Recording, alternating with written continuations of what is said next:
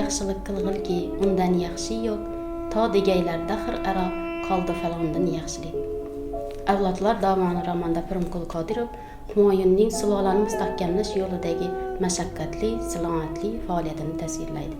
Boburning o'limidan so'ng ko'pgina qiyinchiliklarni boshidan kechirgan Humoyun o'z aka-ukalari tarafdan qaqshatqich zarbalarga duchor bo'ladi. Humoyun ko'p marta o'gay ukalaridan pand yesa ham ularga bo'lgan mehr sababli kechiradi. O'z qondoshlari unga xiyonat qilgan bir paytda Xayriddin Hind rojalari unga ko'p marotaba yordam qo'lini cho'zishadi. Kamron Humoyunning dushmani Sherxon bilan yashirin aloqalar o'rnatadi. Bundan foydalangan Sherxon Agrani xoin ulamolar va o'gay ukalar sababli qo'lga kiritadi. Humoyunning o'g'li Akbar keyinchalik taxtga o'tiradi. U barcha dinlarni teng ko'rishni xohlaydi. Katta davlat tuzadi va poytaxtni Agradan Sikriga ko'chiradi.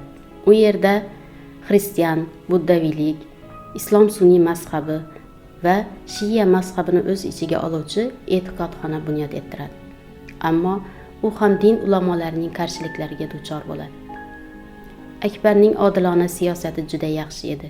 U o'z farzandlariga yetarlicha e'tibor bera olmagandan foydalangan dushmanlar ota-bola o'rtasiga ko'p nifoqlar solishadi.